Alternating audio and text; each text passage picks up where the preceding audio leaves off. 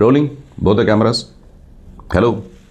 Mic testing 1 2 3 3 3. ஷார்ப்பாக இருக்கா மைக்கு?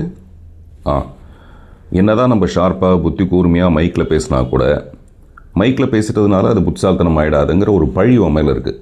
அதனால் நான் ஒரு வேளை முட்டாள்தனமாக பேசினா கூட அதை புத்திசாலித்தனமாக டிரான்ஸ்லேட் பண்ணி கொடுக்க வேண்டியது உன்னுடைய பொறுப்பு. Okay, deal.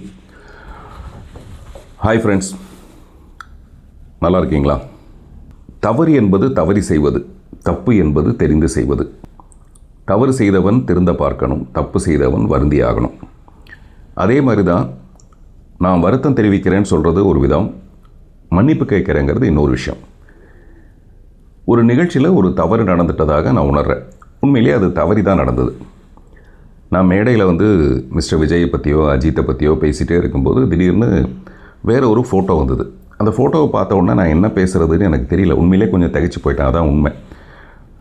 குற்றம் சுமத்துற மாதிரி அவங்களுடைய ஃபோட்டோவை போட்டு நான் பேசணுன்னு ஆசைப்பட்டேங்கிறது 100% பொய். அப்படி நான் யாருக்கிட்டேயும் அடிமை இல்லை, யாருக்கிட்டேயும் காசு வாங்கிக்கிட்டு அப்படி ஒரு நிகழ்ச்சிக்கு போகவும் இல்லை, இப்போ இல்லை, என்னுடைய மரணம் வரைக்கும் நான் அதை செய்ய போகிறது இல்லை. காசு வாங்கிட்டு எந்த கட்சியிலும் போய் சேர போகிறது இல்லை. காசுக்காக நான் எந்த